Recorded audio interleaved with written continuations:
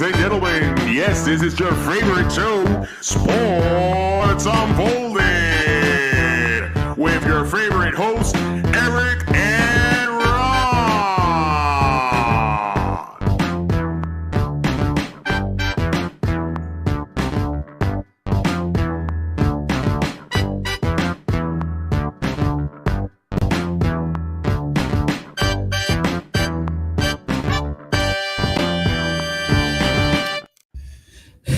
Hey, sports fans!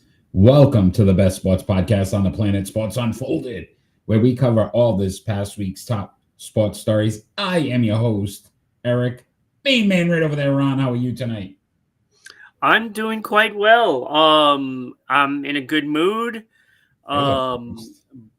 Patriots are in first place. Crazy. Celtics are tied for first place. Preseason. No, they're tied for first place. Celtics Everybody's 0-0. Starts Tuesday. Okay, yeah. Gotcha. And of course, the Bruins are 3-2. 2 straight losses. Yeah. Well then. So first and foremost, we want to tell you, if you are joining us live, please join the chat. Let us know if you have any opinions on the topics we're covering tonight, or if there's something you want to talk about. Let us know. We'd love to hear from you. As well as we got to thank those that help continue to expand our horizons and help Sports Unfolded grow and hit other markets. And we will start off, Ron, with our friends in Providence, Rhode Island. I'd love for you to give their plug. Yeah, I would love to give that plug too, Eric. Tonight's show is brought to you by Sprout Co-working. For all your co-working needs, large or small, visit sproutcoworking.com. And Eric, if everybody sends us an email at ribroadcasting.media@gmail.com, we can send them out the media kit so you can sponsor the show and get your business posted like it is up there. There it is. We also got to thank those in Dallas, Georgia, the Atlanta market, 99.1 WDJY FM.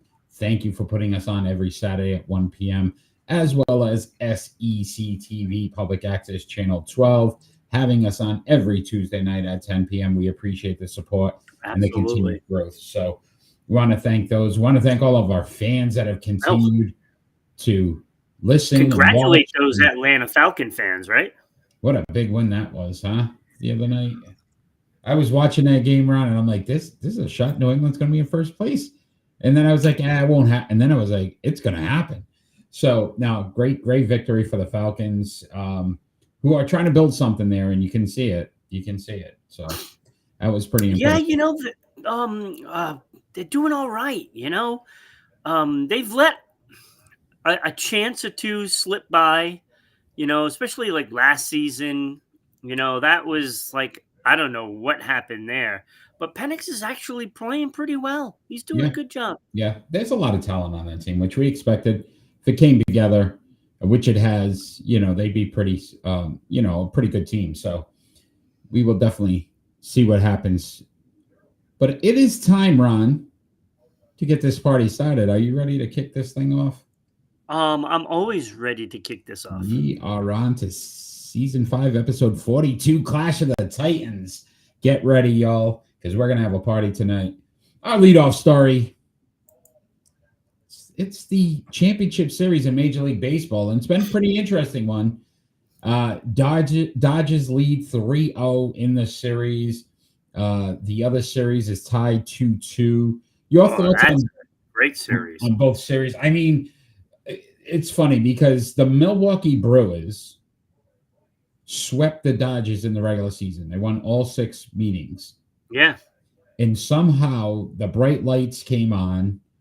Yeah. And they fell apart. And they started this series at home. So it wasn't even like you say you were on the road. Maybe there's the crowd, the fact you were at home, you lost your first 2 games. Yeah, and their pitching has like collapsed Right now, 3.12 ERA. The Dodgers 1.00. Milwaukee Brewers are batting 101 as a Yeah, team. that's awful. That is It's horrible. awful. That's And bad. the Dodgers have been getting it from everybody, right? Mookie Betts playing shortstop Yeah. made that great play. This is just it's Milwaukee doesn't stand a chance. Yeah, I think that series is pretty much donezo. Over. But this Toronto Seattle series about, first of all, the home team hasn't won, No. so that's pretty interesting. On top of one, 16 home runs already in this series by both teams combined In 4 games. in 4 games. I mean, those are massive numbers. And you look at that performance by Scherzer. I mean, he didn't even play in the previous series. Yeah, they didn't even have He him wasn't even active. on the roster. Yeah. And he comes in, and his curveball was just on point. I mean, he looked like the old Scherzer. But funny part about this run is ERA for both teams. Toronto 4.75. Yeah, it's not good. Seattle's at 6. Yeah, ERA for it. So whichever pitching staff can figure out how to, keep these teams at bay with the bats, I think have a shot. Listen, yeah, it's clutch, right? It's when you get that big hit. Can you have men on base when you get that base hit, or drive it off the wall or something? That's when the hits come that are important. And we talked about Seattle, right? With the trade deadline, the moves they made, they picked up a lot of bats. Obviously, it's paying off. Toronto, I mean, Vlad Guerrero. Can I just say Vlad Guerrero is very, very much becoming one of my favorite players. Like, just the way he's playing. He's just been proving his worth, right? I mean, big contract, he doesn't get the recognition throughout the league, probably because he's in Toronto, and he's playing like he belongs in the postseason. You know what I'm saying? Like we saw last year, the Yankees didn't do very well with the bats. Judge, that's his criticism, right? He's not coming up big when you need him in the playoffs. And you look at what Vladdy's doing, and that's what you want out of your star. That's what you pay him for. And this he's is where doing it. We talk about Judge and the inept playoff performance. Vlad Guerrero right now in this postseason, 16 at bats, 4 hits, 4 runs, 2 doubles, 2 home runs, 2 ribbies. He's walked twice. He's batting 375.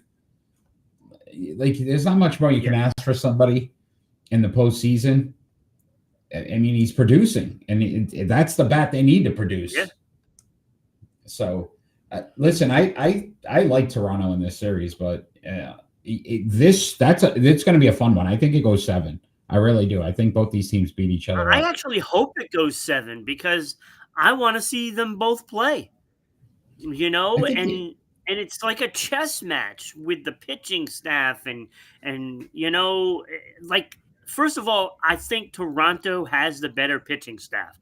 Like, I love their starters,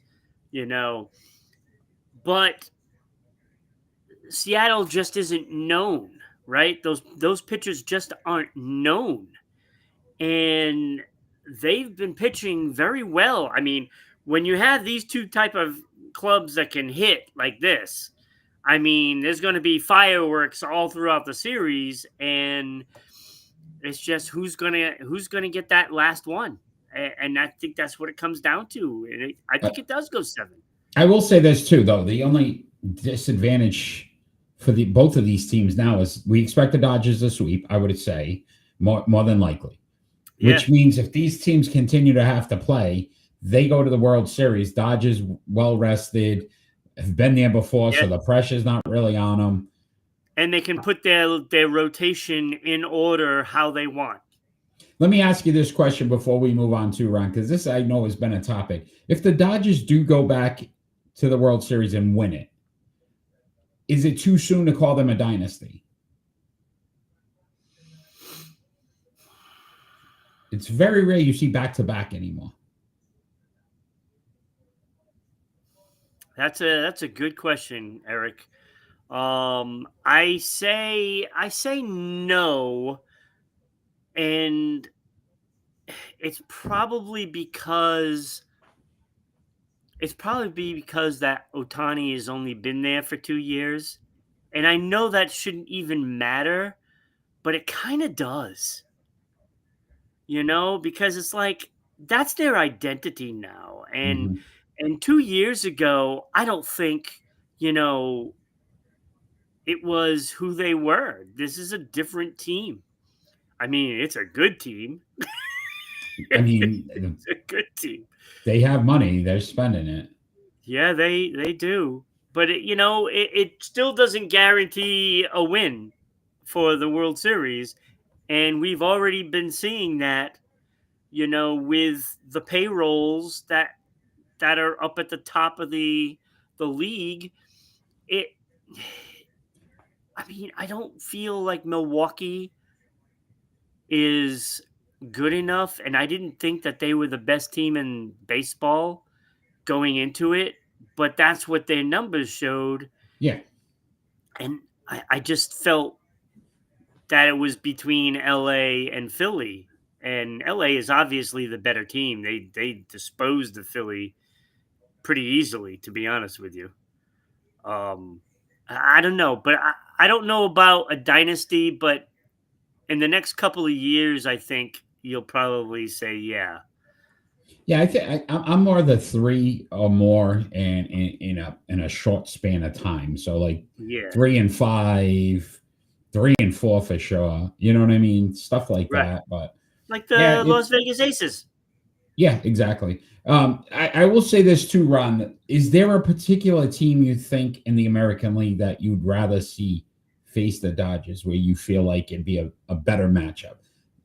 Would you say Toronto? I feel like Toronto would be. I feel Toronto would be a better matchup. That rotation, I think that rotation is excellent. Seattle can just mash. I mean, let's be honest. I think hitting wise, I think both of those teams may be a little bit better at producing runs. Yankees aren't in it, Manny, but thank you for joining. I mean, if the Yankees, so I would say Toronto because of those star pitchers, and they have a good rotation. And now with the emergence of Scherzer, I would say I would have him penciled in at one of those first 3 starters because of what he's done in the past and what he just did. Yeah, it'll be a fun series there. Obviously, we'll continue to talk Major League Baseball throughout this postseason. Games tonight, games tomorrow. So we'll see where we go from there, and obviously have a conversation next week on it. But we're going to move on, Ron. We're going to talk some NFL. Tennessee Titans have fired their head coach, Brian Callahan, this week. Do you think it was warranted? Not really, because he doesn't have much to work with. That's what I was looking at. Like 23 games. He's 4-19. Ron what are they Canadian. doing for That's him? why he's picking Toronto. Ron did say he was going to move to Edmonton. Really? I'm pretty sure last week you said something about going. No, not going anywhere. But they are 1-5. And then I started to look at it this way, Ron. He took over last season. His quarterbacks have been Will Levis, Mason Rudolph, and obviously the number 1 pick, Cam Ward, this year. Yeah. They don't re-sign Derrick Henry in 2024. Let him go to Baltimore, who was probably their best player. So how do you sit back and expect him to win when you've taken away talent? Yeah. You're working with a rookie quarterback, and it's the only They let question. everybody go. I guess what They I've don't have anyone. You can't like what is he supposed to do when your whole offense is basically rookies? And there's nothing to knock about that, but you got to give them an opportunity to cultivate their skills. yeah. Listen, I think the only thing that I did hear was a lot of questions on his coaching knowledge, in-game decisions.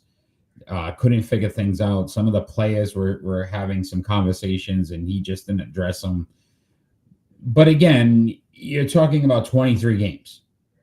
I think it's a small sample size to really say, hey, look, he's going to have it all figured out in 23 games. I would say I find it. Go ahead. Small sample size, and when you're rebuilding. I mean, the rebuild has just started because you just got your quarterback. So as far as I'm concerned, last year was just a wash, and you start from scratch with a new quarterback. And I don't know if this team remembers that Peyton Manning won one game his first season. Yeah, they were 1-15 back then. I'm not comparing him to Peyton Manning by no means. Personally, I think the team drafted the wrong quarterback, but that's besides the point. And listen, we're seeing it here in New England. Drake May's rookie season made a lot of mistakes, right? Got four wins. This season, figuring some things out, better coaching, 4 wins in 6 games. So again, I think I think you have to allow these coaches sometimes time to see if they can figure out some things. Absolutely, I would say yeah. I find it really ironic too, Ron, that they fire him the week that Mike Vrabel is coming back to town. It's almost to take some of it away to say, haha, this is the guy we replaced you with. Nope, he's not here anymore. They should have drafted Drake May. Drake May wasn't available because that was last year. So, Manny, you know your facts. Come on, I know you're better than that. But again, I think what ends up happening is they needed to take some pressure off of. He's a huge Drake May fan, as much as you hate the Patriots. Don't get me started. Okay. All right. I mean, you could always go back to those Dallas. Okay, never mind. So I think they did this for that reason. Who did Dallas just lose to? Carolina, right? I will say this. Him coming back to town kind of takes that equation out, because now it's not going to be like you're looking at the guy that replaced you on the other side. Tennessee Titans don't have to listen to that. Big game for New England, though, because this is like one of those trap games that people say it's not, but to me, I feel like it is. I don't feel like it is, because that's where he was before, and he wants revenge. And the last time he took out revenge on somebody, he won 20-0. Okay. All right. Let's see. Well, look, I don't see it, because you also have,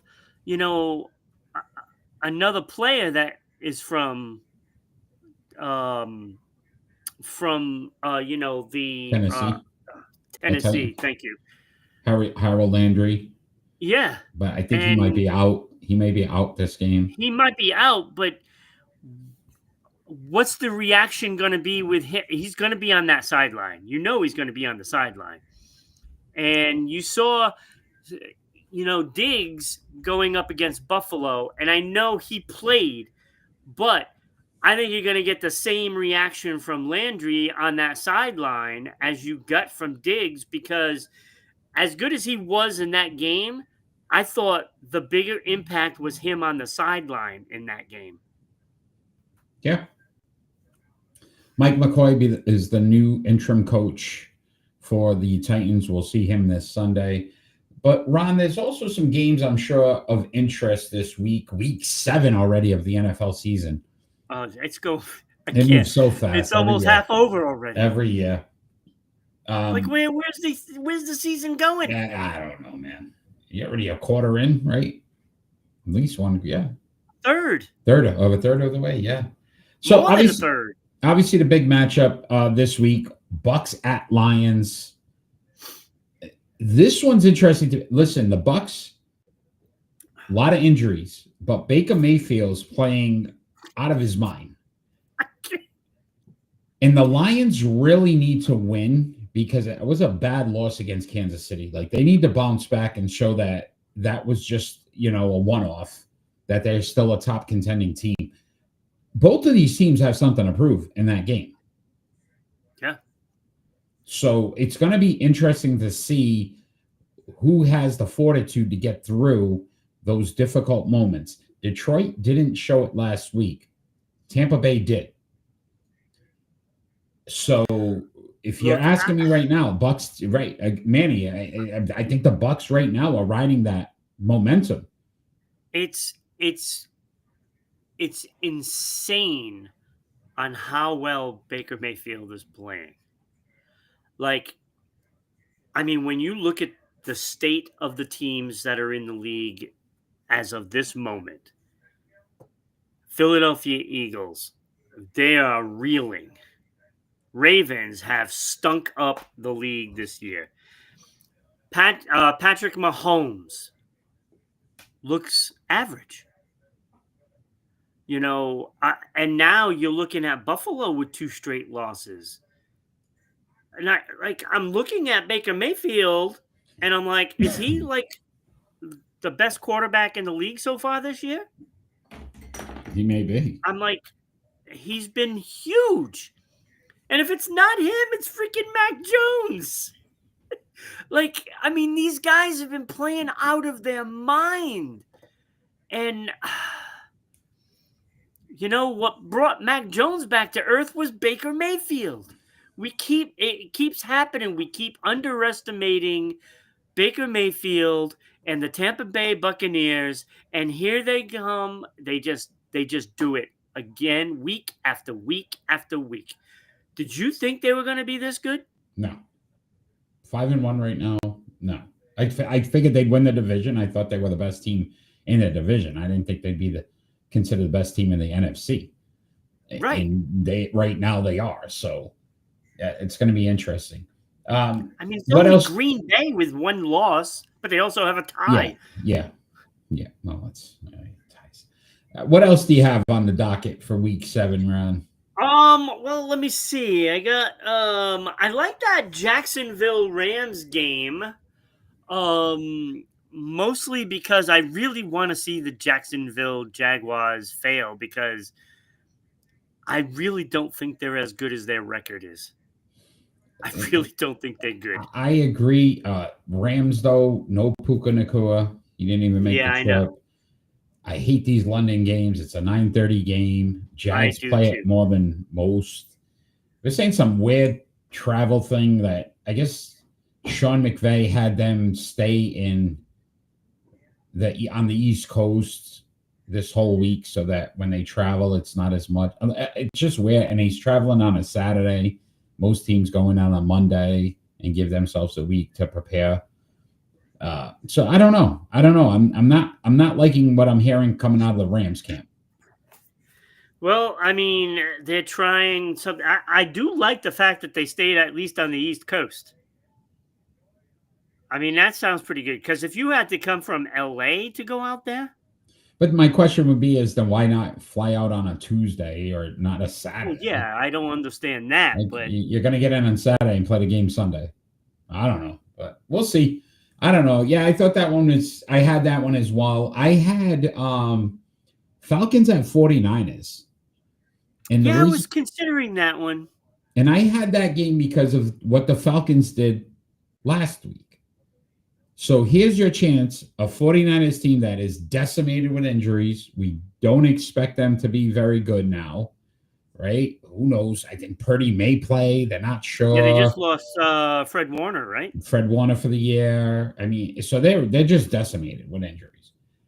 Here's a game where they should be able to win. If you could beat Buffalo and look good doing it, it wasn't even if you sat back and said, "Oh, Buffalo just made a ton of mistakes," and Right. they just outplayed Buffalo. You should be able to outplay the 49ers. And I feel like this is the biggest test for the Falcons so far this season, because this is a game that everybody probably says it's an automatic now based off of last week. These are the games you need to win if you're going to be a contender. Yeah. Yeah, you have to win this game. First of all, the division is slipping away. You know, because Bijan of Robinson is what nasty. Tampa Bay is doing. He's carrying the Falcons with London too. Listen, all that talent's coming together at the same time.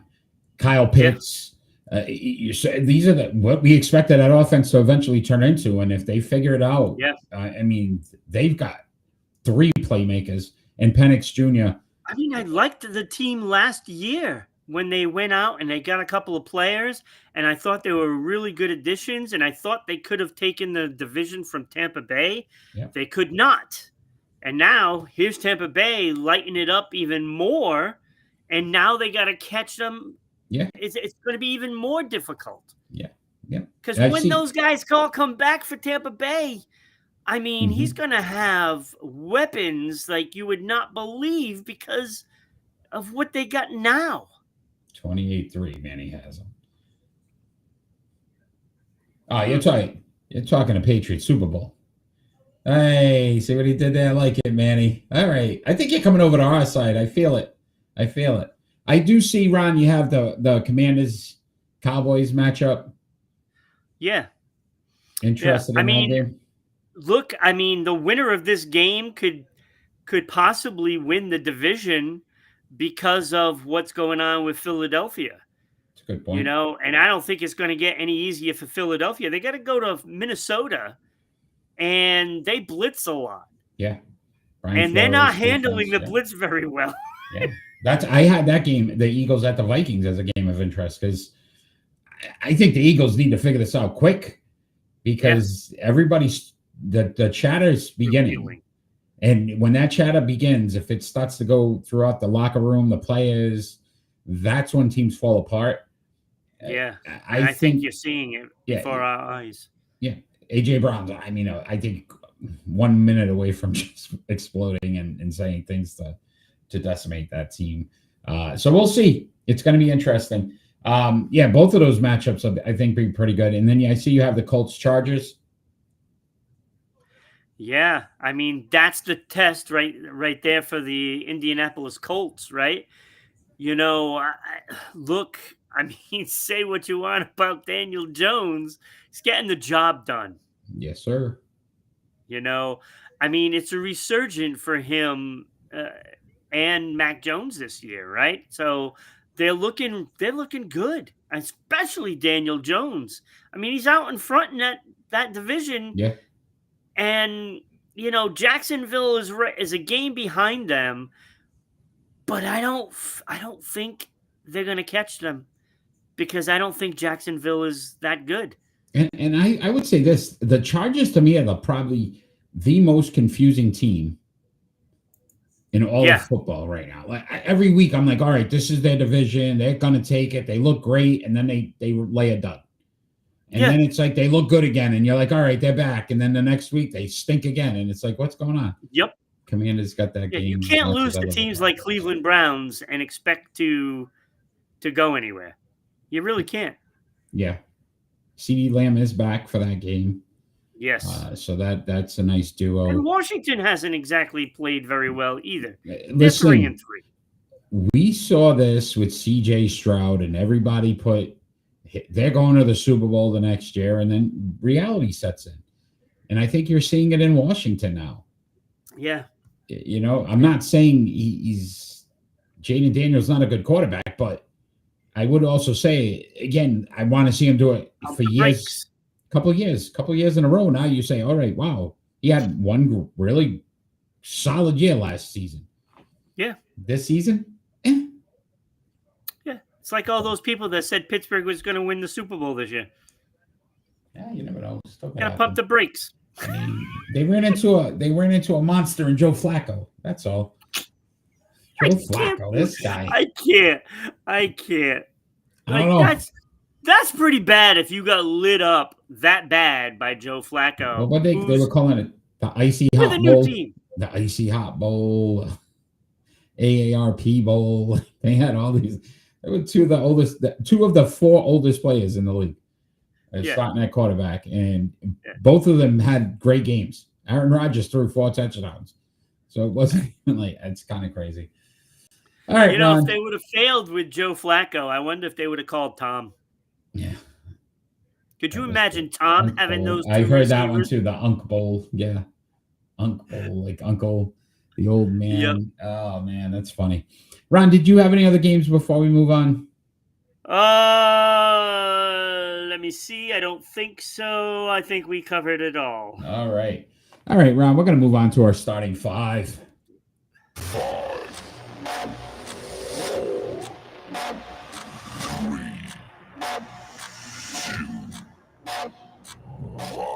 Starting 5 tonight, 1983. We're going back 42 years ago to the NFL draft.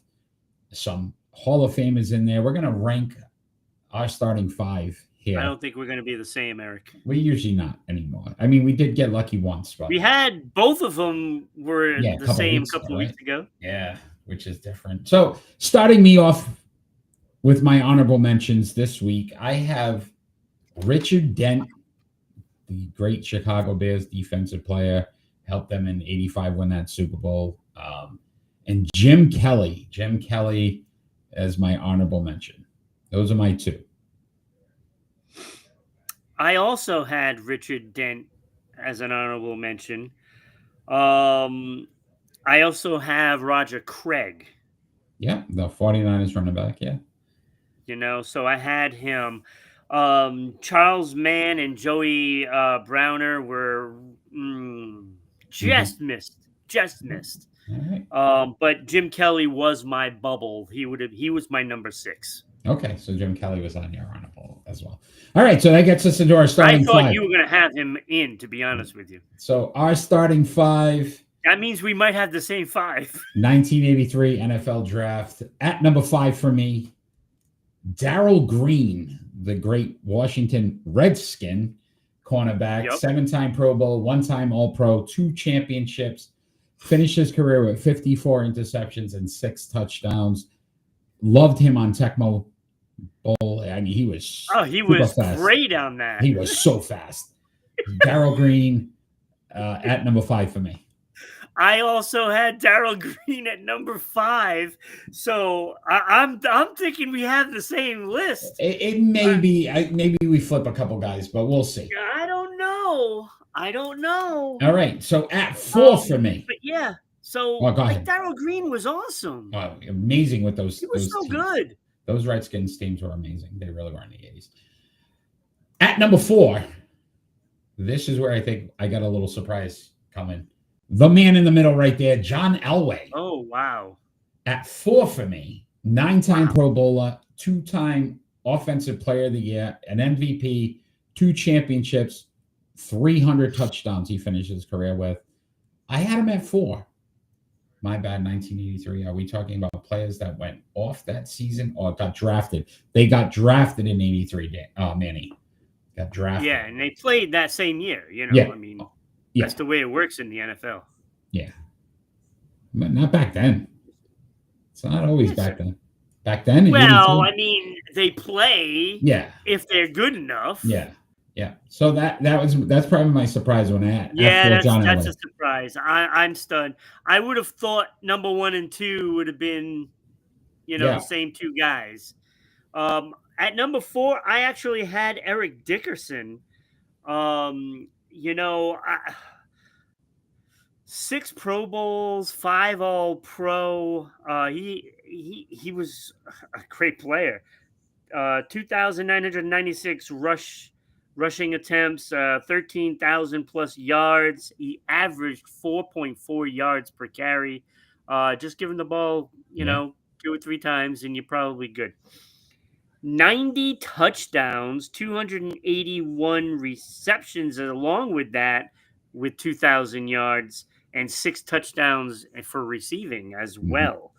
I have him at number 4 because I just value, quarterbacks more, Yeah, I and one other gotcha. guy is in there. I gotcha.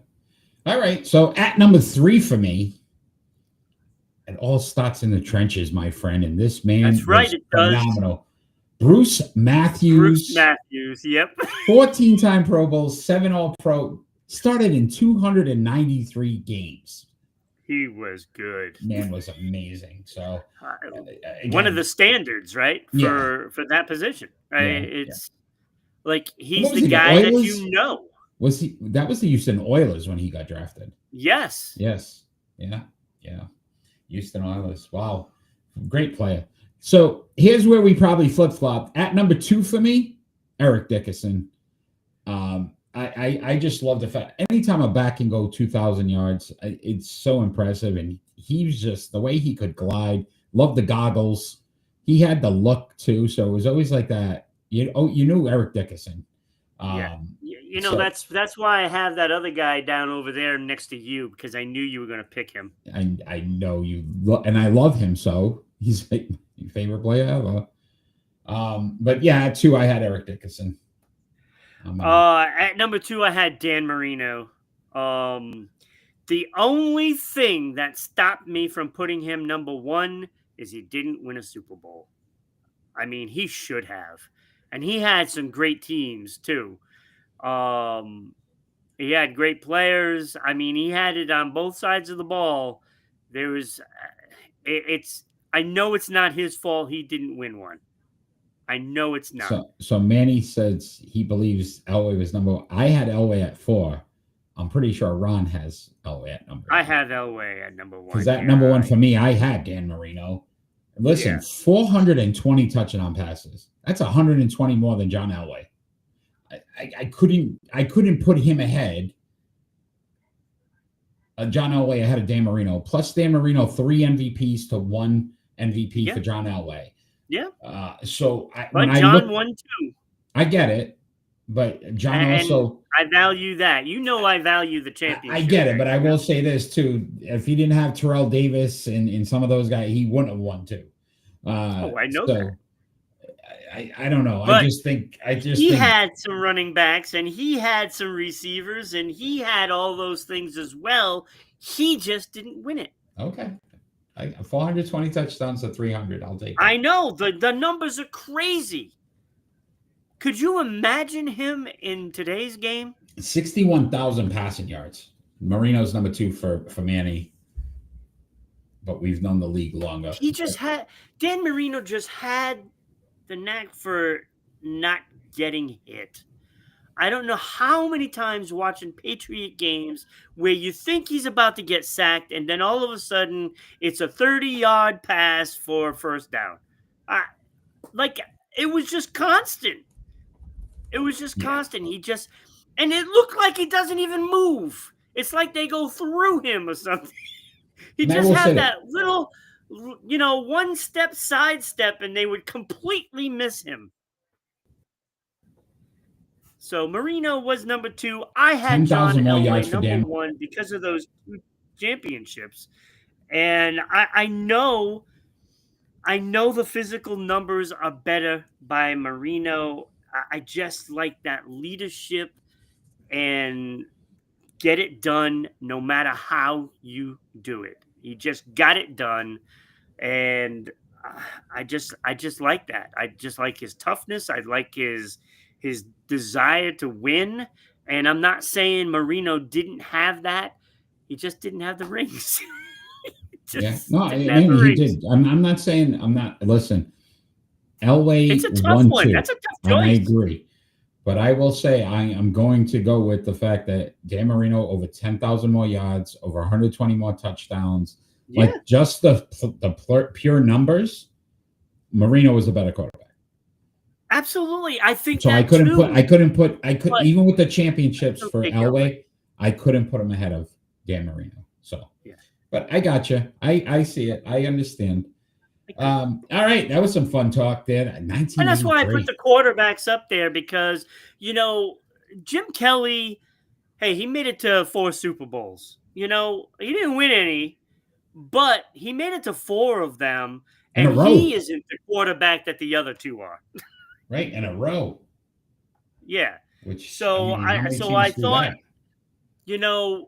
that has to be one of the greatest quarterback classes ever. But I then they had mean, some. when you Like think you to had that, Easton and who was the dude from the Jets? O'Brien. O'Brien, yeah. O'Brien. They had O'Brien and Eason, and then those guys got thrown in there with this group. And it's like, hold on. It was a great draft, though. It was. It And was. Richard Dent was like, what? Fourth round of 8th round? yes, 6th or round? eighth. Yeah, it was eighth, I think. Yeah, it was something way down there. And they used to do more. Hall of Famer, then, too. which nowadays. That's Brady-esque. Yeah. Way down there in the 8th round.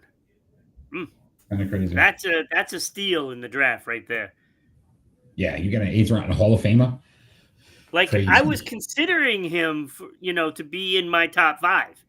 Yeah, it was a tough call, and he won a championship, so you could have done He won that. 2 of them. Yeah. All right, my friend, we are going to talk some NBA. Should we start to consider the Philadelphia 76ers a disappointment? So I wanted to go back to. You're just starting? Well, again, they've won. They've had some good records. They've built a team. They had what we called back in the day the process, which kind of fell apart. But they're at a point now where if I'm looking at it, Paul George injured to start the season. Yep. Joel Embiid is going to step on a crack and probably break his back. Hey, you see what I did there? Absolutely. Tyrese Maxey, who's your young superstar last season, hurt. Like, it just seems like they have the talent, and I would put their talent up against a lot of teams in the East. Yeah. But somehow just have not ever figured out how to get. Ron, they have lost or haven't finished higher than the semifinals in the Eastern Conference at any point in the last 10 seasons. Yeah. It's a disappointment. Like, I don't know why you're just starting to figure that one out, but I think they've been the biggest disappointment in the NBA because of the roster they've had and the players that they've had, and it never materializes in a season because no one can stay healthy. And you're seeing it again. Paul George. I mean, come on. When you going to get some guys that are durable? I don't want to see more injuries and more injuries and more injuries. And Philadelphia has got to be tired of it. They got to be tired of it. And frankly, if I'm the general manager of the Philadelphia 76ers, I'm looking to trade George and Embiid. I'm looking to trade because they're not going to all be on the floor for more than 10 games. It's not going to happen. I think George comes with too much mileage now. Embiid, maybe you could probably use as a trade chip. He's always hurt. He's played like 57 games in the last 2 seasons. It's just, and if you think about this, he sat out his first year. Year because of injury. So why don't the Sixers ever play hide and seek? Because everyone knows they'll disappear in the second round anyway. That's a good one, Manny. That is. They will. It's kind of crazy to think about. Like, I was just going back and I'm like, wow, they probably at least one conference final. Nope. They've lost in the furthest they've gone is the second round ever. And let me tell you, when they are in the playoffs, they never play big. You know what I mean? Like Embiid he could dominate a game, but he doesn't take over a game. It's like when you have a guy that is clearly an advantage in a game, why are you not using it? Because I Mhm. remember who was it was Harden? Yeah, they Was it had Harden? Harden. And it's like, give the ball to Embiid. Yeah, And that Harden should be the was coach saying, horrible. Yeah. hey, instead of fumbling it around, how about just dumping it off to Embiid and let him dunk? And it never materializes. No, it's a It's great like point. that's your one advantage in a game is Embiid. How many people match up with him? Not many. Nobody in the East. Yeah. Yeah. No, listen. It's I mind-boggling. agree. It is. It is. So, Ron, quick, did you know or do you know in the last 10 seasons, they've had 3 coaches. Do Oh you know who God. those 3 coaches are No, I don't. at all? No. All right. So, I want to say one of them was what's his face, former Celtic coach. Doc Rivers. Yes. Yes, thank you. I couldn't think of his name. Doc Rivers was. Currently, Nick Nurse is their coach, former Yes, Toronto Raptors coach. who's And actually a really good coach. and then when that whole process piece, assistant coach for the Spurs back in the day, Brent Brown. Oh yeah. Oh, They I was went through thinking Mike Brown, but it they was went through Brown. It Brent was a Brown Brown, for a but not while. him. They kept Brent Brown for a while because that was part of the process. They were like, once they get everybody on the healthy and on the court, they were going to be dominant. And then little by little, all these pieces kept going away because they were never Yeah. on the court. It Including your man is. Ben Simmons. Including your man Ben Simmons. Yeah. Yeah. My man Ben Simmons. Your Really? man Ben Simmons. All right, Ron, let's talk some Major League Baseball. We talked about the championship series for the National and American League, but this story came out of Boston this week. Alex Bregman opting out of his contract, will become a free agent. Should the Boston Red Sox re-sign him, bring him back to Boston next season? Well, they should, because basically the relationship between them and Devers went south because of signing him. So, you probably should, because then you lose both players, and where do you go at third base from here? So before we I know even they get got a into young kid. let me ask you this then, Ron, because that what you just said is mind blowing to me. That Devers trade will look absolutely horrible. The players you got in return didn't really manufacture anything for your team this year. Bregman, who you basically put in that spot to replace him as the veteran leader and in the voice in the clubhouse, Yeah. will be gone. Yeah. How bad of a trade was that for Boston? Even though they made the postseason, how bad of a trade would that be if they cannot re-sign Bregman? Right. And this is the thing. So you gotta does Bregman feel like he's going to make more money? He had a great season. Well, let me not say great. He had a very good season. Batted 273, 18 home runs, 62 RBIs, 114 games. He kind of reinvigorated his career. I don't feel like he's going to make more money on that season.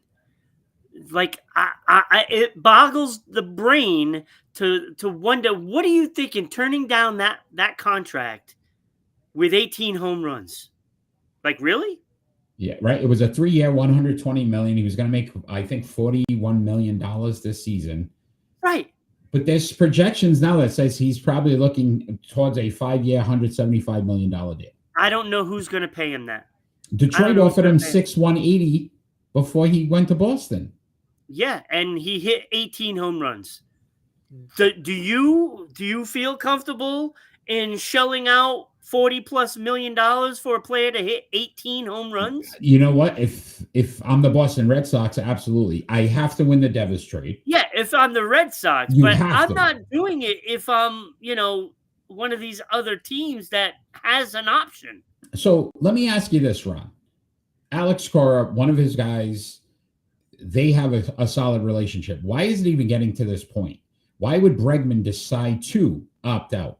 Unless it's A, Right. for more money from Boston, That's the question that should be asked. or B, he knows there's a market for him that he could get more money or go to a different team. Maybe he's not happy in Boston. Well, that's what I was saying. You know, that's the question we should be asking. Why is he running for the hills? You know, because I mean, let's look at the big picture there. You know, he knows that there's a rookie down in the minors that is waiting to come up. And opting out, he might have ended up being a DH for the Red Sox. And I don't think he wants to do that either. He's a third baseman. He wants to play third base.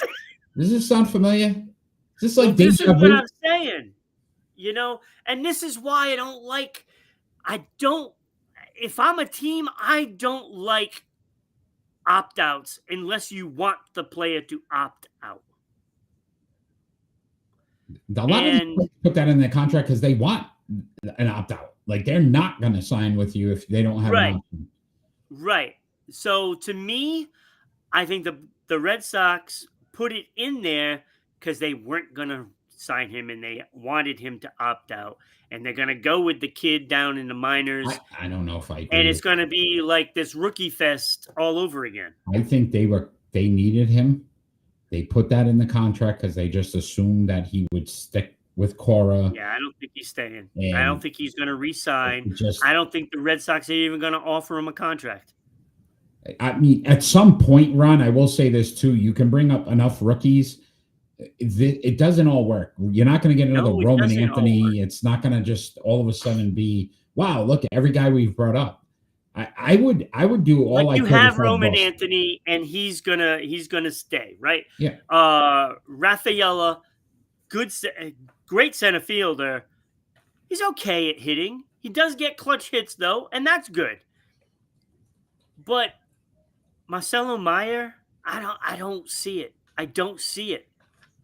You know, and Cassis, I mean, he just came off of an injury. He missed pretty much the whole season. So Pete Alonso, maybe Mets, he didn't resign. Maybe you try to get a big bat like that. That is the route that I would probably go if I'm the Red Sox because he'd love Fenway Park. So he'd love it. It'd be interesting. Also in the postseason, so you get Bregman, and obviously they lost in the first round to the New York Yankees. But you look at it, he batted 300, 3 hits, 1 RBI, no home runs, 2 strikeouts. Yeah. It wasn't like he helped the team in the postseason. So, I mean, I think the loss would be more mental. Yeah. Of not signing because of what it meant with that Devers deal now. Because you start to look at that Devers deal and say, okay, well, you really got absolutely nothing for this is, like I keep telling you, this is a smoke and mirrors thing that the Red Sox pull off. Yeah, but I would say really this too. I consider Devers probably a 4-star player. Not a 5, but a 4. Like, he's in that group of to get 0 stars back would be pretty that's when we talk about worst trades, this may go down if they can't what they got doesn't come up and impact the team next season, it's a bad trade. Horrible. And it's but it's all what the Red Sox do. It's what they do. Yeah, that's why I'm a Yankees fan. Although we're not much better. I think Cody Bellinger. That's why I'm a Royal fan. Cody Bellinger just opted out too. Before we move on to for the Yankees, he's out. He's gone. He's leaving too. Before we move on to our split decisions, can you please give one more plug to our friends there at WBOB 990? I sure can. Tonight's show is brought to you by the all-new 990 WBOB radio page, offering links to your favorite Providence shows, including Sports Unfolded, that is us, and the Bryant Bulldog Sports Hour. So send us an email to sponsor the show so you can be just like Bob just like Bob. Send it. What about Bob? Right?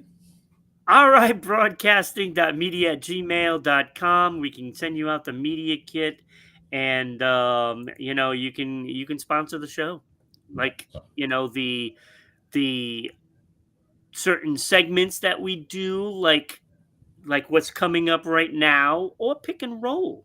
If you're a law firm, split decisions. I mean, that would be a pretty Split the shit. Ooh, that would be right? great. Right? Brought to you by the law offices of. All right.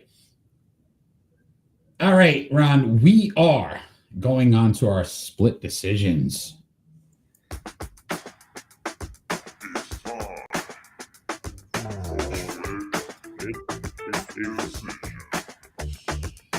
Our split decision segment, we basically give each other two more likely questions, and we have to make a decision. I am first this week, Ron, so I will start us off. This is an interesting one. Which player is more likely to repeat as the scoring leader this season?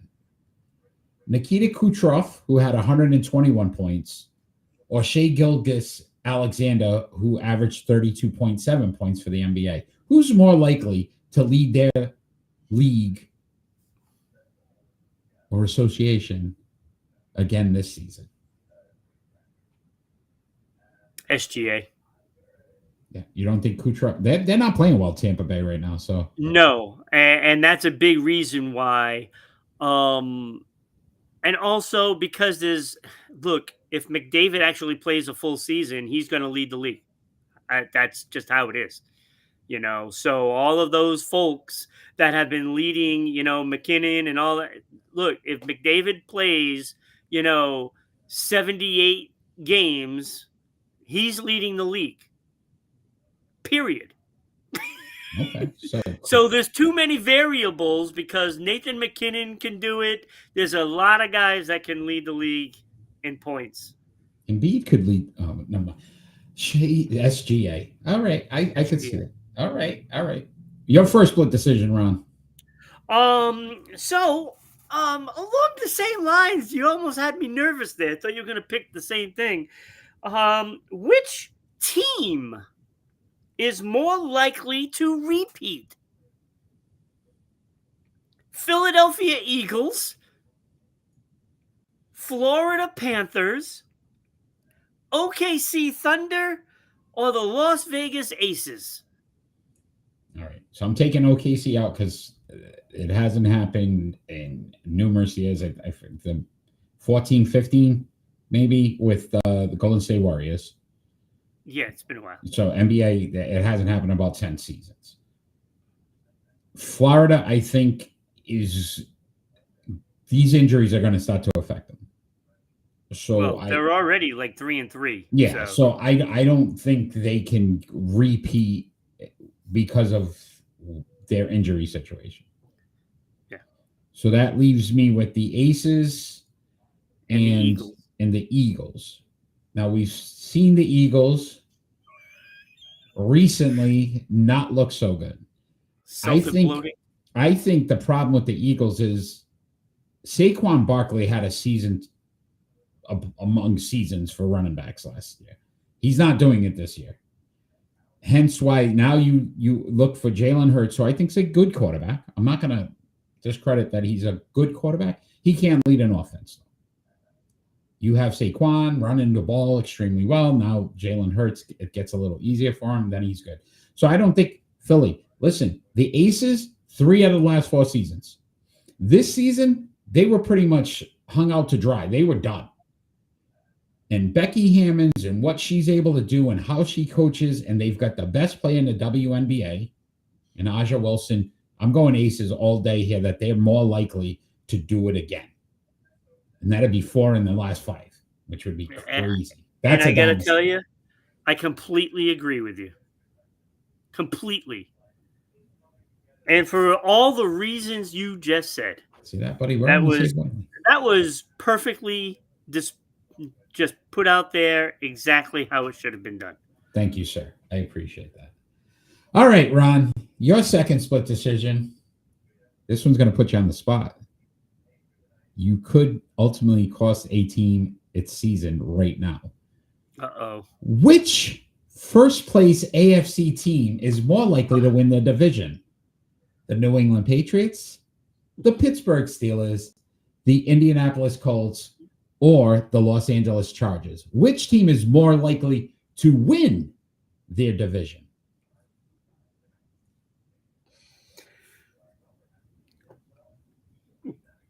Oh my gosh. This is a difficult one. All right. First off, I don't think the Patriots are winning this division. I think it will be Buffalo. Okay. I think it will be Buffalo. Okay. Out in the West, until they knock out Kansas City, I can't. They're only down by a game, so Yeah. I have to think that Kansas City will win that division. Mm-hmm. If not them, then it's Denver. I don't see the Chargers winning that division. I think they lose to bad teams, and I don't think they're consistent enough. Mm-hmm. So that leaves Pittsburgh.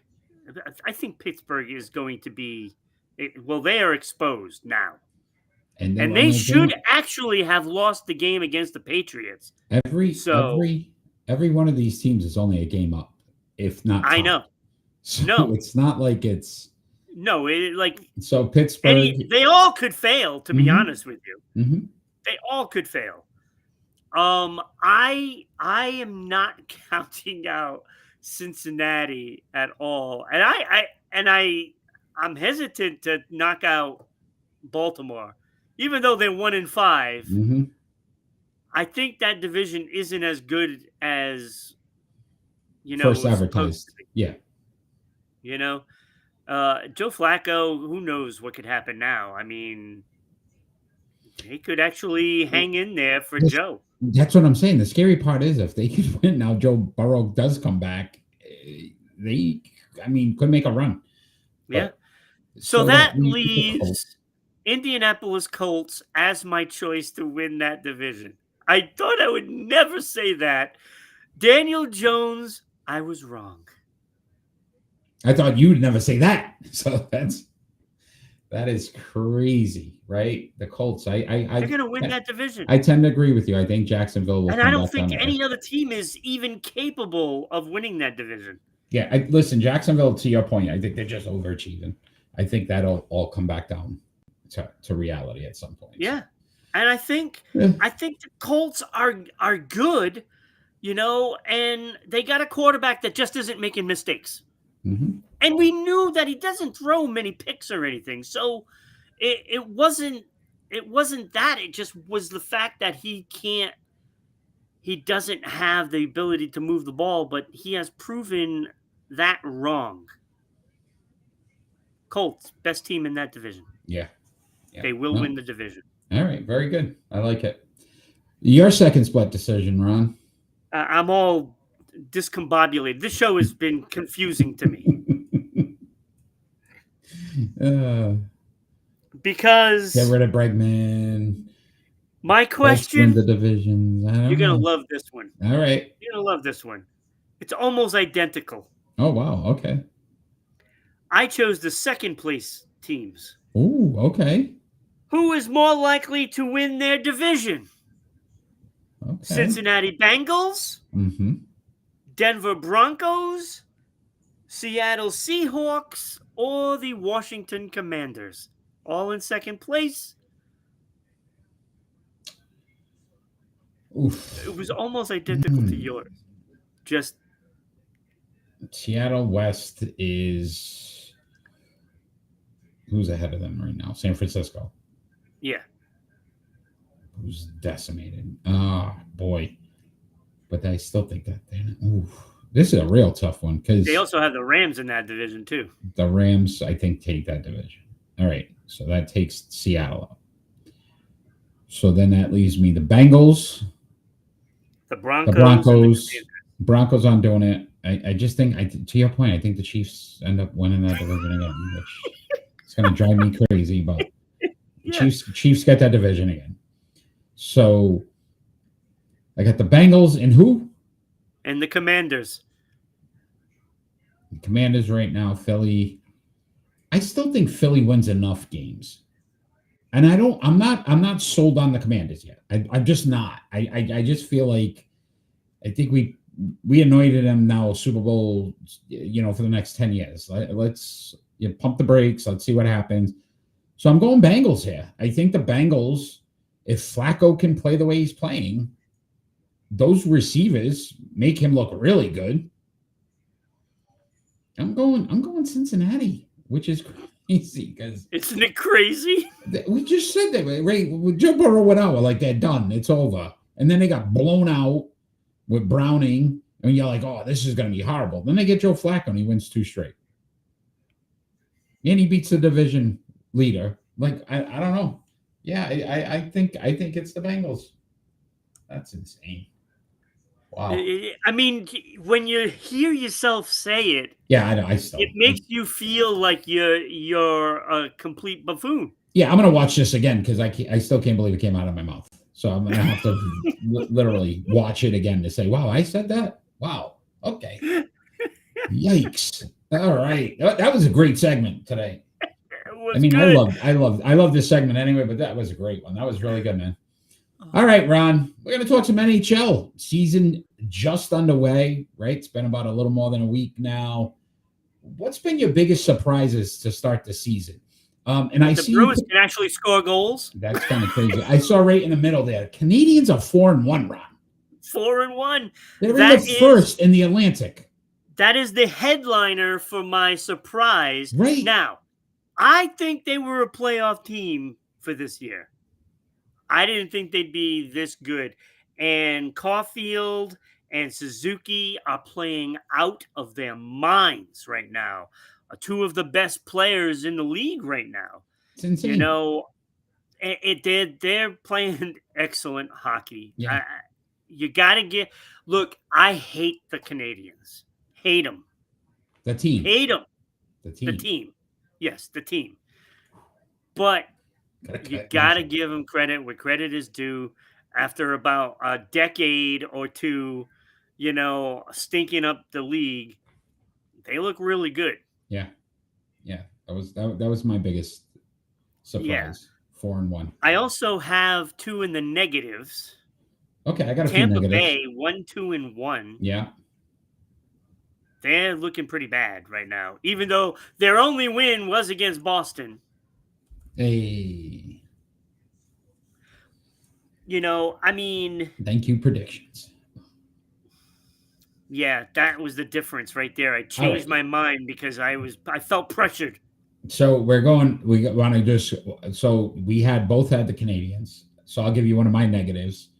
There's one team in the league who does not have a win. San Jose Sharks, not a single win. The only team in the league without a win. That's not a surprise. To not have one, everybody's got one. That's not a surprise. They're bad. I get it, but every team has one. Yeah, except for the Sharks. That was a surprise. Not a surprise. How about this one? The Flames and the Senators both at -9 in point differential so far to start the season. Yeah, -9? They shouldn't be. That's pretty bad. It is pretty bad. That's pretty bad. On the flip side, the Hurricanes +11. Yeah. 19 Carolina's goals scored. They eight. haven't lost, if I'm not mistaken. I think they had one. They might have one. Do they have an overtime loss? Overtime loss, yes. Yeah, an overtime loss. Yeah. All right. So that was one of my Hurricanes dominating +11. What do you have? The LA Kings. Boy, are they playing horrible right now. 1-3-1. I mean, they can't win. Yeah. Really. You have played horribly, and I actually watched the game where they played, I think it was Vegas. Well, Vegas, to me, they might be the best team.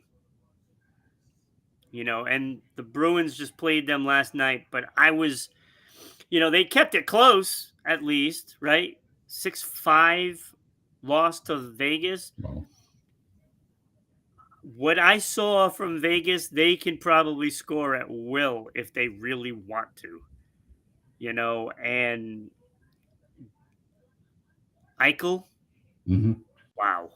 Leading the league in points. The improvement that he has made in his own game is like night and day. Like, he just goes where he wants to Mm-hmm. go. And I think the only other player that's like that is McDavid. Like, I'm putting him on that level Wow. right now. Wow. All right. So I have another negative for you because you just said his name. Connor McDavid, 0 goals in 4 games.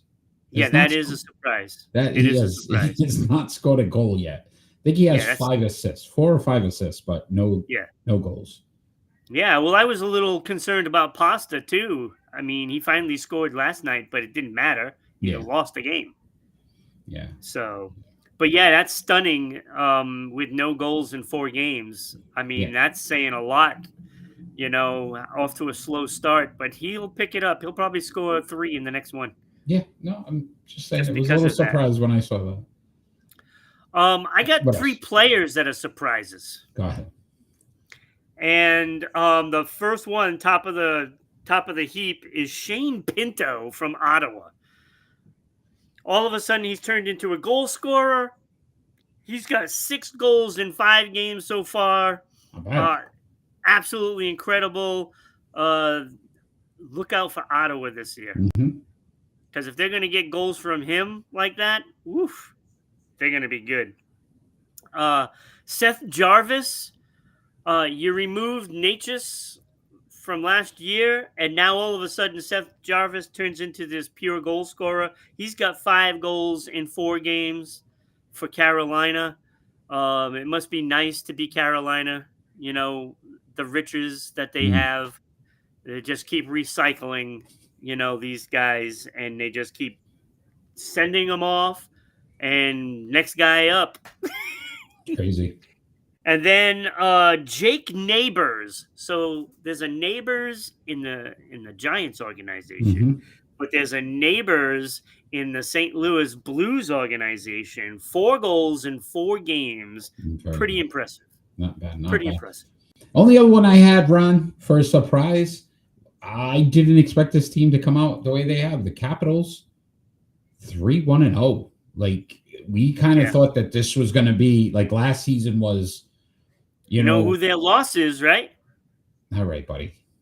You see what I'm saying? Let it go. Let it go. I'm not letting it go because even the Bruins is a surprise. 3-2. They are pretty decent. They are. Agreed. I would put them up there as a surprise because we did not expect much from them. But I thought they would be 0-5 right now. Did you have anything else you wanted to add from the NHL season? No, that's pretty much it. I mean, we did pretty good. There's a lot of things going on. Like Eichel is playing great, McKinnon, Makar. It's they're huge. But that Vegas team, man, oh boy, are they got a squad there. Oh, it's unbelievable. After watching their 2 games, I've watched 2 of their games already. Who coaches them? And they again? have handled their business. Who coaches them again? Yeah. Okay. All right. Good job, Boston. Is it Butch Cassidy or is it David Cassidy? Yeah. So, all right. We're going to move on to our pick and roll. It's all right, time for pick and roll. I just love that picture. Tonight is players, active NBA players with the most 40-point games so far. And those players are James Harden, LeBron James, Kevin Durant, Steph Curry, Damian Lillard, and Giannis Antetokounmpo. This was a hard one. I am first this week, so I will start us off with my list. At number 6, I had Damian Lillard, 25.1 points, 4.3 rebounds, 6.7 assists, 9-time All-Star, 7-time All-NBA, Rookie of the Year, but that's it. So not enough. Yeah, that really stuck out, huh? To all those other guys. Like, they at least all had something else. Yeah. At 5 for me, I went James Harden. James Harden, 24.1 points, 5.6 rebounds, 7.2 assists, 11-time All-Star, 8-time All-NBA. He's won 3 scoring titles, 2-time assist champion, a 6th-man award, and an MVP, but no championships. So he was 5. At 4 for me, this was a surprise. But I went Giannis Antetokounmpo, 23.9 points, 9.9 rebounds, 5 assists per game, 9-time All-Star, 9-time All-NBA, 5-time All-Defensive, 1-time Defensive Player of the Year, 2 MVPs, a Finals MVP, 1 championship. So it knocked him down a little bit. At 3, I went Kevin Durant. Kevin Durant, 27.2 points per game, 7.0 rebounds, and 4.4 assists. 15-time All-Star. I don't even feel like he's been in the league that long, but he got drafted by the Sonics, so that goes to show how long he's been in the league. It's kind of crazy. 11-time All-NBA, 4 scoring titles, an MVP, 2 Finals MVPs, and 2 championships. This was a big debate, and I really wanted to go a different route, but I couldn't do it just based on the pure numbers. So I had to put Steph Curry at number 2. I still think I don't know if I agree with myself on this one. 24.7 points, 4.7 rebounds, 6.4 assists per game, 11-time All-Star, 11-time All-NBA, 2 scoring titles, 1 steals championship, 2-time MVP, a Finals MVP, and 4 championships. But I had to go your favorite player in the NBA, LeBron James, at number 1. What? Will you stop saying that? People are going to get the wrong idea. 27 points per game, 7.5 rebounds, 7.4 assists. Ron, insane to even say it, 21-time All-Star, 21-time All-NBA. He won a scoring title. He won an assist title, 6 All-Defensive, 4 MVPs, 2 more than Steph, 4 Finals MVPs. So when he did get there, he was the best player, and 4 championships. So I gave it to LeBron on the 4 Finals MVPs because Steph just finally got a Finals MVP, but he didn't perform well in the finals. A lot of other guys carried him usually in the finals. LeBron was the best player in the finals when he did get there. So I went, that's my list. And I could probably flip-flop Steph and LeBron, but 21 All-NBAs is just, it's ridiculous to even say. Well, when you play that long, that could happen. And he's been consistent for that long, though. 21? Yeah. Vince Carter played for more 23 seasons. Cue up the clapping. Oh, okay. Wow. Really? Wow. Yep. So Damian Lillard at number 6. It literally took me no time at all to put him at number 6. And I threw Rookie of the Year. Of anything. Yeah, Ron, I put through Rookie of the Year in because I felt like I wanted to add something because all these guys, yeah, because it was all zeros, right? Most of them won Rookie of the Year.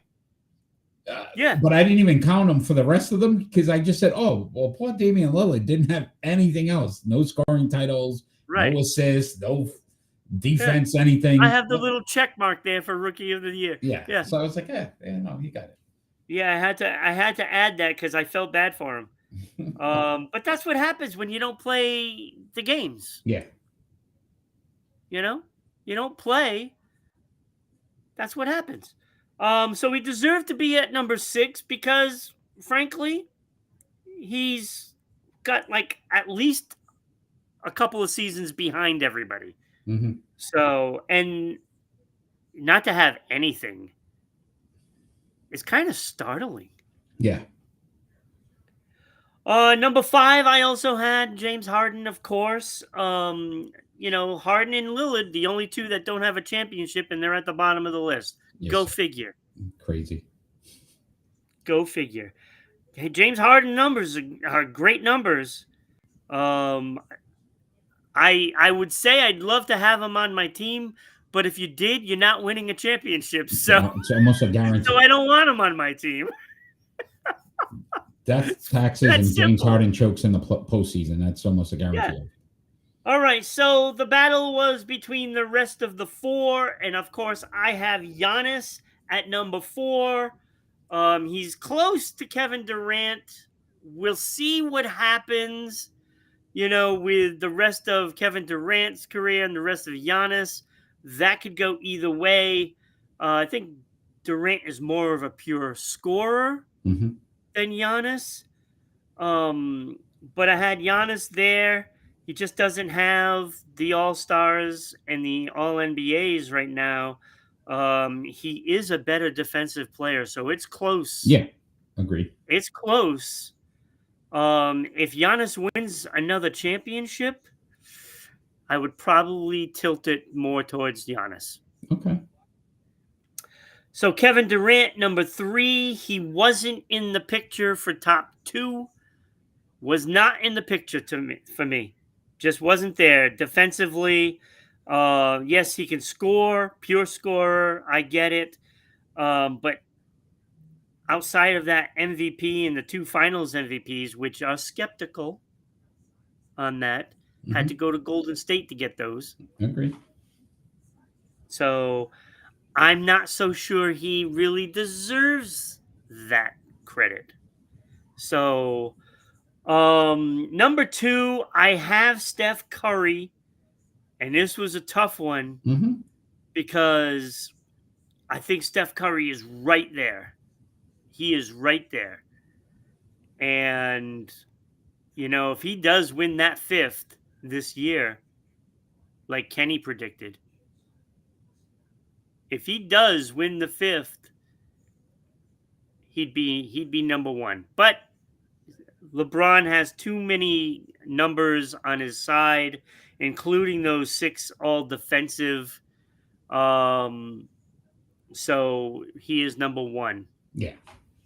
And 21 all NBAs is just, I get it to your point, but what's he going in his 24th But season? he's still a great player. Like 24 seasons. That's pretty impressive. I mean, it's kind of funny because if you say, oh, you got to pick one of these guys to be on your team and they got to make the last shot, I'm taking Steph. Yeah, agree. I'm not. Yeah, I agree with you. All right, Ron. We've got some Hall of Fame inductees. So we want to congratulate Ray Bork, who is now in the Sports Unfolded Hall of Fame. Congratulations to Ray Bork. He dominated that voting. And Mark Spitz, Olympic swimmer, is now a member of the Sports Unfolded Hall of Fame. So congratulations to both of those athletes. And they are now official members of the Sports Unfolded Hall of Fame. But with that, Ron, means we have new voting up currently on the Sports Unfolded Sports Poll page on Facebook. And for the NBA, this is going to be an extremely tough one. Kobe Bryant, Dwayne Wade, Tracy McGrady, Ray Allen, and Vince Carter. These are some fantastic athletes, fantastic NBA players. So jump on, cast your votes to see if you can get one of these athletes into the Sports Unfolded Hall of Fame. They're all first-time balloters or nominees, I guess, except for Kobe, who had no votes last time. Yeah, it's crazy. And also for Major League Baseball, we're going back a little bit, but these are some phenomenal players as well. Ty Cobb, Duke Snyder, Stan Musial, Al Kaline. Come on, give him some Al Kaline and Tris Speaker, all phenomenal players. Go check their numbers out if you don't know who they are. So Al, I guess, essentially he was the power for that team. He could have been. Yes, he used to have a bunny that bang. Yes. So that was their banging of the drums, actually, like the Houston Astros. But all phenomenal players. Listen, if you don't know these guys, check their numbers because these are some of the best baseball players in Major League Baseball history. One of them will be nominated to the Sports Unfolded Hall of Fame next month. So help. They nominated inducted. now. I'm sorry. Yes, good call. So help one of them get in. Go to the Sports Unfolded Sports Poll page on Facebook today. Cast your vote. Polls are open. Can't wait for that one, Ron. All right. With that, my friend, we are going to move on to our predictions. Our prediction segment. And not only that, Eric, not to cut you off, but you got to check out the page because it is absolutely incredible when you put all of those lined up how you have it. It's spectacular to see the players that are on that list. And I don't know. It just and to see another one going in. Yeah. Ray Bork getting in that list and Mark Spitz going in. That Hall of Fame is pretty awesome. It's growing. It's growing every month. Website there. Check it out. You can also get there on Rhode-IslandBroadcasting.net. Yes, you can. That's awesome. Yeah, so check that out as well.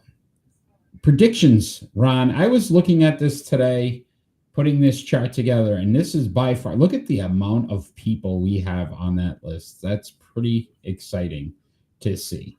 Dustin, who joined us last week. Dustin, tough week last week in his first attempt. Ron and myself battling, tied in losses, Ron. We are now officially tied in losses. So this could be an interesting finish to our. Oh, that means it's my wins that have mattered for the NASCAR. Yeah, but it's going to be interesting to see how this goes. I got 3 of them. Oh, and no, last week, Ron, I won the NASCAR. I had the second place driver. You had the third place driver. That's how close it was last week. So that was crazy to think about. So we start off this week, Ron, with Major League Baseball, 10-17. So tonight, the one win over me was because I buckled and I took Boston instead of Tampa Bay. You did. You choked. You let your heart. You never pick up your heart. I can't do that anymore. That's it. All right, so we got Major League Baseball tonight. Milwaukee Brewers at the Los Angeles Dodgers, Game 4. This is a clinch. It is a sweep. The Dodgers take this one. I think Milwaukee is just mentally done, and I can't see them beating this team. So I went LA here.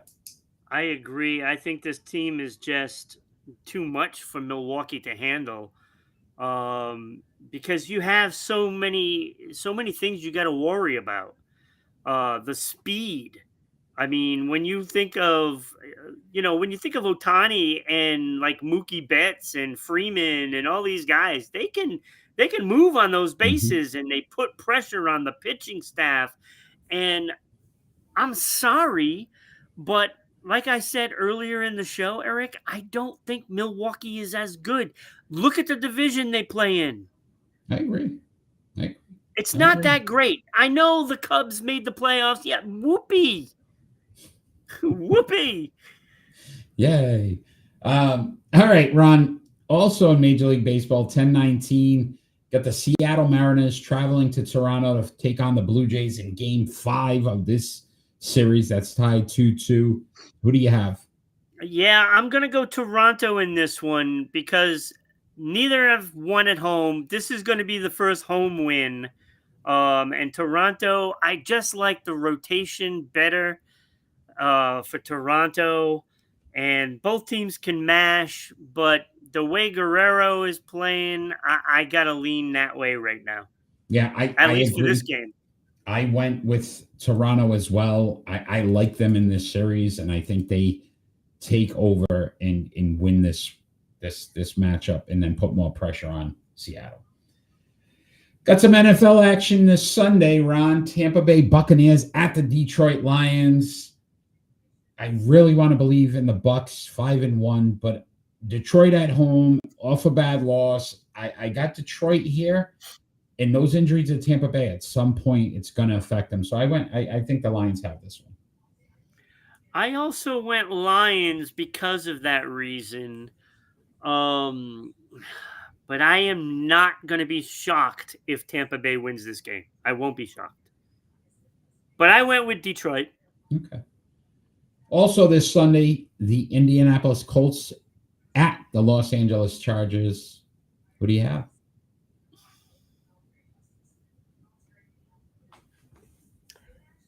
I'm going to go Indianapolis Colts. I went the Colts as well. I don't trust the Chargers. I I don't just trust them don't. either. And it's like I I don't would say trust them. at home, you figure that they're better talent on that roster, and still, I just don't believe I that think they should. Taylor is a game changer. He's this year's Yeah, Saquon Jonathan Barkley, Taylor. to be honest with you. He is a comeback player of the year for sure, and he keeps this up. NHL action run. On the 20th, we have the Carolina Hurricanes at the Vegas Golden Knights. Both of these teams are expected to go deep into the postseason. This is possibly a Stanley Cup matchup at some point. Possibly. And as good as you said Vegas is, I think the Hurricane are a little bit better right now, and I like the wealth of talent they have. I went the Hurricanes here. I also did go with the Carolina Hurricanes because the Bruins gave them problems last night. Carolina is a whole nother beast. Yeah. And I think Carolina right now is the best team in the league. All right. Also in the NHL, Ron, you got the New Jersey Devils at the Toronto Maple Leafs. That's on the 21st. Who you picking? I got New Jersey in this one. I don't think Toronto's that good. Defensively, they have problems. And frankly, the loss of Marner going to Vegas, that's massive. And I just think New Jersey has a better team all around. Yeah, I agree with you. I went Devils as well. Toronto's going to be, a smidge over 500 this season. That's my They prediction. might not make the playoffs. Yeah, that's my prediction. That, believe it or not, the NBA season kicks off this Tuesday, Ron, and we have the Houston Rockets at the Oklahoma City Thunder, the defending champions. Kevin Durant on the Rockets now. But I don't think that's going to be enough for them, because I think the Thunder raising that banner are going to want to make sure that they win for the home fans. So I went the Thunder here. Yeah, see, I thought of it differently, Eric, because with celebrations and everything, I think it really distracts a team. And I've seen it many times. They're celebrating, raising the banner and all that. And most of the times they fall flat in the game. I think it's going to happen. I think Houston is going to be a little angry that they're raising the rafters, raising the banner while they're there. And they're going to be hungrier. And I think they're going to win. Yeah, I liked Houston's defense last season, and they got rid of a few of those players, so I think that might affect them. Durant, not great defensively. But we'll see. On the 23rd as well, the Denver Nuggets at the Golden State Warriors, Ron. Who are you picking? This is a tough one because I love Joker, right? But I also love Steph Curry too. I'm gonna go with Golden State in a close one, but I think opening Curry, I'll take that. And there's a lot of talk about Kerr wrapping it up at the end of the season. So I wouldn't doubt it. I went Denver here. I like them. I think they're deep. I think that they're a little angry as well. You talked about angry on the Rocket side. Oh yeah, Denver should be a NBA contender for a championship. I think they're going to try to prove it this season. Yeah, according to Joker, they're like the silent horse or the dark horse, and then just right. Yeah. All right, college football this Saturday. This is going to be a fun matchup. Number 5 Ole Miss Rebels at number 9 Georgia Bulldogs. I am going in a stunner on this one. I'm going with Ole Miss here for the win. Ole Miss for the win on this one. I'm going with the Rebels in that offense.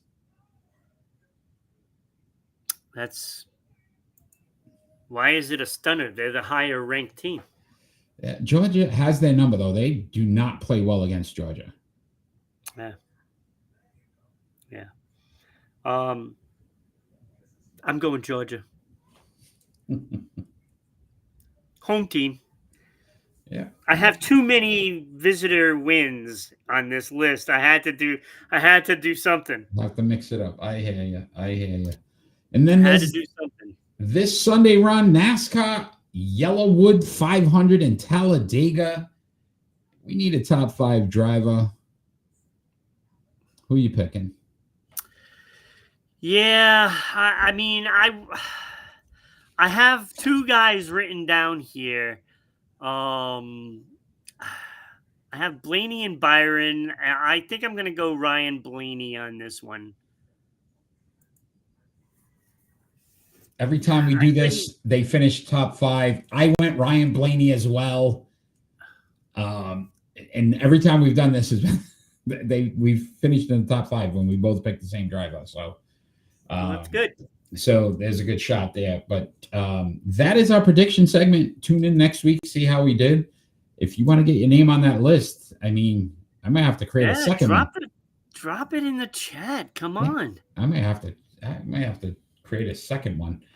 Ron, before we get into our final thoughts, I would love for you to tell all the wonderful people out there that are going to watch us afterwards as well how they can become a sponsor of the greatest sports podcast on the planet. Take it away. So if you sponsor the show, first of all, your ad will be here. We will read the ad. So not only will people see it, but it will be heard on the audio version for Spotify, Red Circle, iHeartRadio, TuneIn, and WDJY in Metro Atlanta, where we have 19,000 listeners, and also in the Providence, Rhode Island area, WBOB, and of course, SEC TV in Connecticut. So look, you're going to get your money's worth. So just send us an email, ribroadcasting.media@gmail.com. We'll send you out the media kit. So that way you know exactly how to do it. And it's worth every penny. Thousands and thousands of eyes and ears. It is. So take advantage of it. Again, we can send you out the media kit and let you know all of the great things that we're doing here. Would you like a tire company to sponsor the pick and roll? Yeah. Not only listen, check out Rhode Island Broadcasting. A lot of great shows on there. A morning show going on daily. So on 6 days a week, a lot going on with Rhode Island Broadcasting. Check out the website. Oh my God, there's so many shows. So check that out as well. And then check out Sports Unfolded website and check out that Hall of Fame. It's pretty remarkable to see how many players are on there. It's awesome. Right. And the fans vote on it. So that's all fan vote. Yep. So that's what makes it really cool. All right, Ron, with that, it is final thoughts time. And our final thoughts don't necessarily have to be about anything sports related. It could be about anything happening in the world today. I am first this week. So I wanted to say, and we talked about it a little bit tonight, congratulations to Becky Hammon and the Las Vegas Aces winning their 3rd in the last 4 seasons, WNBA champions. When we talk about creating a dynasty, sometimes those dynasties, I remember when the Pats were like 2-2 and they got beat so bad in Kansas City, and that was the famous Belichick. We're on to Cincinnati. And think about it, that team went to the postseason and won it all. Adversity, this team has beat it every single time. This season, they were 500 at one point and basically counted out and then went on, I think it was 16 straight wins, and then got to the postseason and dominated, sweeping the Mercury.